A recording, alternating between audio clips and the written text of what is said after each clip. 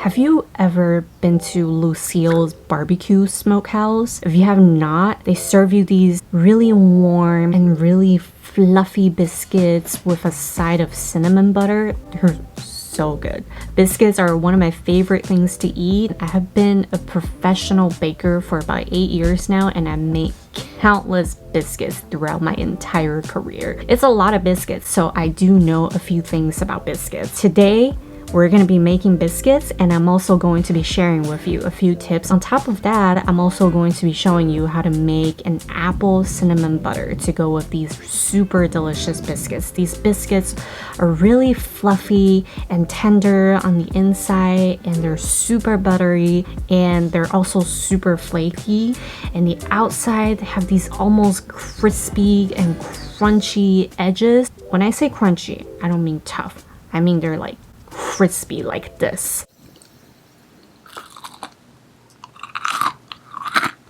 Before we begin, if you have not subscribed to our channel, make sure you do. Give us a like, and let's make some biscuits. Actually, I lied. Let's make the apple cinnamon butter first since it's super easy. Start by peeling 2 medium-sized Granny Smith apples. Cut them into 1/4-inch cubes. In a pan on medium-high heat, throw in 2 tablespoons of butter followed by a 1/4 cup of brown sugar. When the sugar is melted slightly, in goes all the apples. Sauté them until they're nice and caramelized, about 5 minutes. This is the color that you're looking for. Let them cool completely before moving on to the next step, which is, in a large bowl, combine 1 stick that's 4 ounces of very soft unsalted butter, a 1/4 cup plus 2 tablespoons of brown sugar, 1/2 teaspoon of salt, and 1.5 teaspoons of ground cinnamon. And then you're just gonna wanna mix until everything is well combined and sorta has the consistency of mayonnaise. Add the caramelized apples to the butter mixture and give it a good stir, and that's the apple cinnamon butter.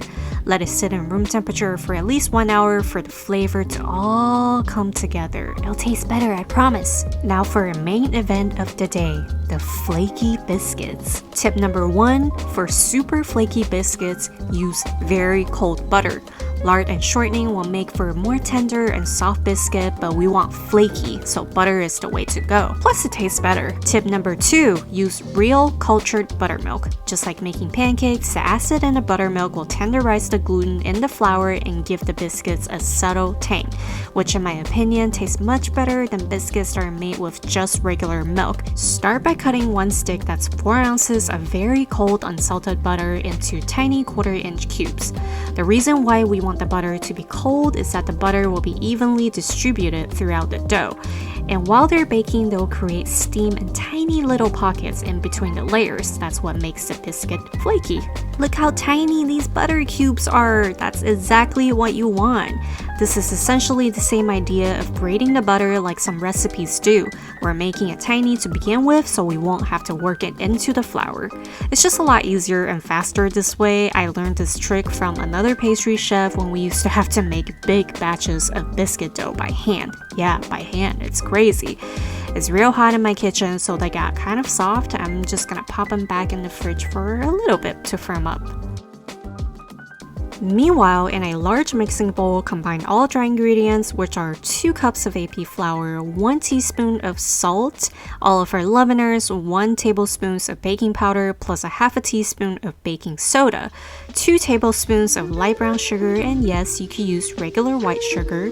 Give it a good whisk, make sure there are no big clumps and the leaveners are evenly distributed in the flour to ensure even rising while baking. Dump all of the tiny cubes of super cold butter into the dry ingredients, and instead of working the butter into the flour with a pastry cutter or your hands, I'm just gonna kind of jab it with a spoon to separate any butter that's stuck together. I'm sorry if I sounded a little violent. When you no longer see big chunks of butter, make a little well in the center. And we're gonna start pouring in the buttermilk in 4 additions. Just like the butter, the buttermilk's gotta be super cold too. Lightly and gently start tossing everything together. Pour in more buttermilk, but focus on the area where there's more dry flour. Again, start tossing it together and repeat for 2 more times until the dough just comes together. It'll be a little shaggy and crumbly, but that's totally normal. You wanna avoid overworking the dough. Overworking will make the biscuits tough and chewy. We want light and fluffy. Flour the work surface and dump the dough out.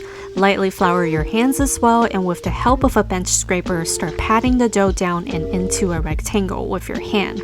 Tip number 6. Now this is a super important step in order to achieve flaky biscuits. We're going to laminate the dough. I know it sounds a little scary and intimidating, but I promise you it's not. You're simply going to do a letter fold on the dough, pat it down and turn it around, and repeat one more time. That's 2 letter folds total. To create even more layers, cut the dough into 4 pieces and stack them on top of each other. You can really see the little bits of butter and layers in between the dough. That's a really good sign. Once again, you're going to want to pat the dough out to about 1 inch thick and into an 8 by 5 inch rectangle. Trim off the compressed edges to allow the biscuits to rise during baking. This is also going to help give them that nice, sharp, crispy, and flaky edges. You don't have to throw away the scraps. Just roll them up into a ball and flatten it, and we'll bake it off later. It'll be just as delicious. Cut the dough into 8 even pieces, place them on a sheet tray lined with parchment paper, and let them chill in the freezer for 15 to 20 minutes. Tip number 7, chilling the dough will allow the butter to firm up and for the gluten that was developed during shaping to relax. The biscuits will also hold their shape better during baking, again creating that crispy and flaky edges. Brush the biscuits with your choice of cream, milk, or simply some melted butter. I'm actually using buttermilk, so whatever you have, this will give the biscuits a shiny golden surface. Bake them in a preheated 425 degrees Fahrenheit oven for 10 to 15 minutes. The super high heat will melt the super cold butter that's inside the dough rapidly and create steam, which will then push the biscuits upward. After 10 to 15 minutes, you're going to lower the temperature to 350 and continue baking them until they're nice and golden brown, about 10 minutes. Remove them from the oven, and that's exactly how you make super flaky buttermilk biscuits. And hey, there's no need to wait until they're completely cool. You're welcome to smear all that apple cinnamon butter on them and dig in while they're still warm.